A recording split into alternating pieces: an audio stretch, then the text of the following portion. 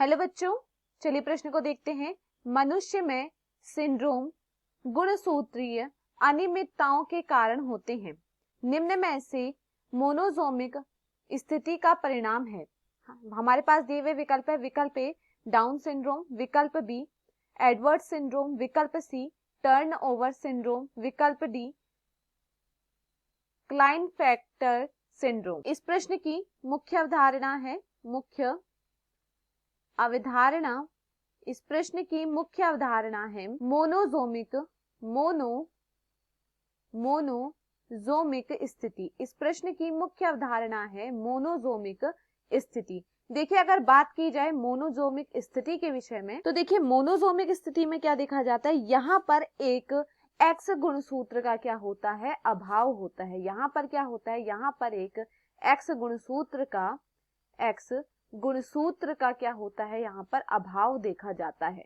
या फिर हम यहाँ पर कहें कि यहाँ पर 46 गुणसूत्र ना होकर कितने गुणसूत्र होते हैं, 45 गुणसूत्र ही यहाँ पर होते हैं। अब देखिए यहाँ पर क्या होता है, अब यहाँ पर हमें क्या रखा है कि इसके हमें बताना है कि किसमें होगा। विकल्प ए दिया गया है डाउन सिंड्रोम।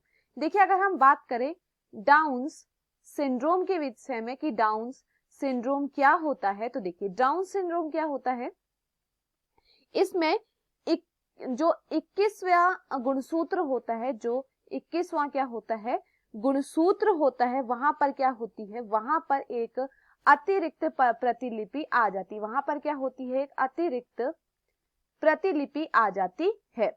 और वहीं अगर हम यहाँ पर देखिए, यहाँ पर क्या हो रहा है, अतिरिक्त प्रतिलिपि आएगी तो गुणसूत्रों की संख्या कितनी होगी, यहाँ पर 47 होगी। लेकिन यहाँ पर हम क्या कह रहे हैं, गुणसूत्र की संख्या मोनोजोमिक स्थिति में कितनी होती है, 45 होती है। तो यह यहाँ पर क्या हो जाता है, गलत हो जाता है। उसके बाद देखिए विकल्प भी दिया गया है एडवर्ड का सिंड्रोम, एडवर्ड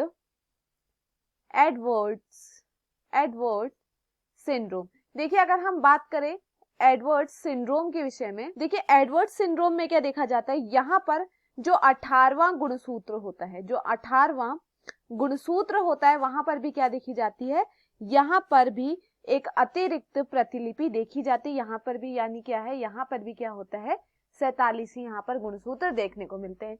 तो यह भी यहाँ पर क्या हो जाता है, गलत हो जाता है।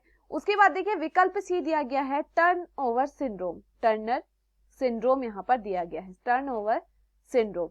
अब देखिए यहाँ पर अगर हम बात करें टर्नल सिंड्रोम के विषय में कि टर्नल सिंड्रोम क्या होता है, तो यहाँ पर क्या देखा जाता है, यहाँ पर एक एक्स गुणसूत्र में क्या देखा जाता है, एक एक्स गुणसूत्र का अभाव देखा जाता है। और यह किस में देखा जाता है, यह देखा जाता है महिलाओं में। यह किस में देखा जाता है, महिलाओं में। महिलाओं में क्या होता है, यहाँ पर एक्स ओ यहाँ पर देखने को मिलता है। तो देखिए यहाँ पर यहाँ पर क्या हो जाता है, सही हो जाता है। यहाँ पर देखिए, यहाँ पर जो गुणसूत्र की संख्या होगी वह क्या होगी, वह होगी 45। तो यह यहाँ पर क्या हो जाता है, सही हो जाता है। उसके बाद देखिए विकल्प डी दिया गया है